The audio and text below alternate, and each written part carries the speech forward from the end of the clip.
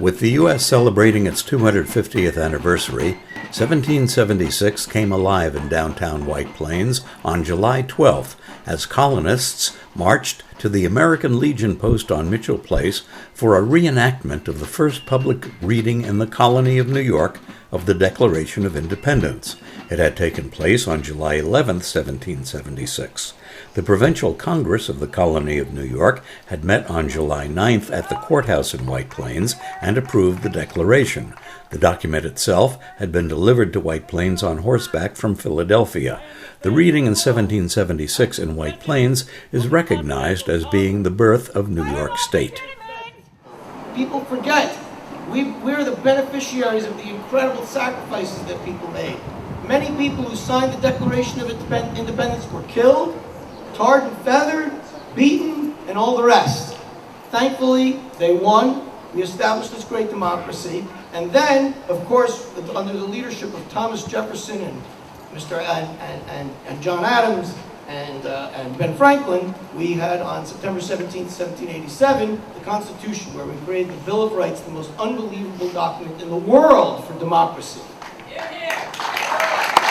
Residents gathered right outside here, perhaps to hear for the very first time that we would forever change that course of history and that all people, it said all men, but we know it's all people, were created equal and entitled to life, liberty, and the pursuit of happiness. We know that declaration spoke of liberty and equity, but we also recognize those promises were not extended to everyone in 1776. And that work of creating a more perfect union rests on all of us. And that's why today is so very important, that we recognize the 250th anniversary and reading of the Declaration of Independence here in the great city of White Plains, and remind ourselves that we have this continued responsibility to continue to lift up each and every person around us to make it that more perfect union. It was the Fourth Continental Congress that was a transplant from New York City to be safe, and they came to White Plains. And it was here that 4 individuals were given the right to sign the Declaration of Independence. Those 4 individuals risked their lives to sign for our democracy.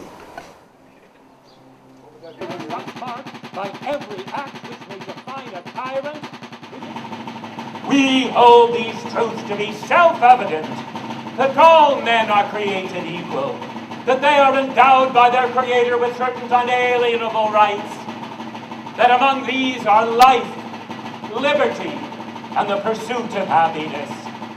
We pledge our lives, our fortunes, our sacred honor. Ladies, gentlemen, do you accept the Declaration of Independence?